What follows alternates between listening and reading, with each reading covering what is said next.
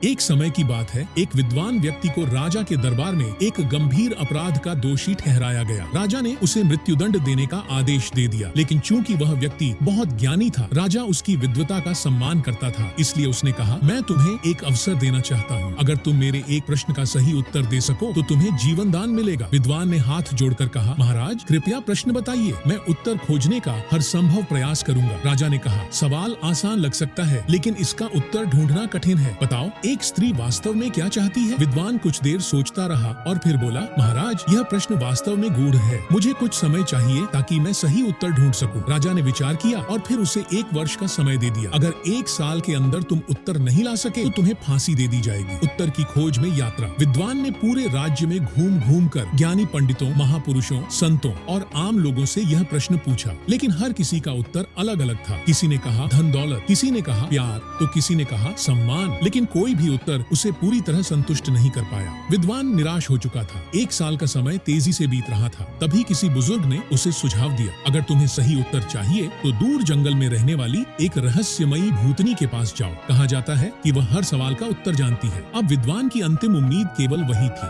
वह जंगल की ओर निकल पड़ा। भूतनी का प्रस्ताव। जंगल के घने अंधेरे में वह भूतनी की झोपड़ी तक पहुंचा। वहां एक डरावनी, झुर्रियों से भरी, लाल आंखों वाली स्त्री बैठी थी। विद्वान ने उसके सामने सिर झुकाया और अपना प्रश्न पूछा। भूतनी ठहाका मारकर हंसी और बोली, मैं तुम्हें इस प्रश्न का सही उत्तर बता सकती हूँ, लेकिन इसकी एक शर्त है। विद्वान ने चिंतित होकर पूछा, क्या शर्त है? भूतनी ने मुस्कुराते हुए कहा, तुम्हें मुझसे विवाह करना होगा। विद्वान चौंक गया, उसका मन घबरा उठा। इतनी भयानक दिखने वाली भूतनी के साथ विवाह। लेकिन फिर उसे याद आया कि अगर वह उत्तर न जान सका तो उसकी मृत्यु निश्चित थी। अंत में अपनी जान बचाने के लिए उसने शर्त मान ली और उसी जंगल में विवाह संपन्न हो गया। भूतनी का रहस्य विवाह के बाद भूतनी ने मुस्कुराते हुए कहा, तुमने मेरी शर्त मान ली, इसलिए मैं तुम्हें एक और सौगात देना चाहती हूँ। मैं दिन के 12 घंटे एक सुंदर स्त्री रहूंगी और 12 घंटे भूतनी, लेकिन यह निर्णय तुम्हें करना होगा कि मैं दिन में सुंदर बनूं या रात में। विद्वान दुविधा में पड़ गया। अगर वह दिन में सुंदर होती तो लोग उसे देखकर जलते, लेकिन रातें कठिन हो जाती, और अगर वह रात में सुंदर बनती तो दिन भर उसे भूतनी के रूप में सहना पड़ता। विद्वान ने गहरी सांस ली और फिर भूतनी का हाथ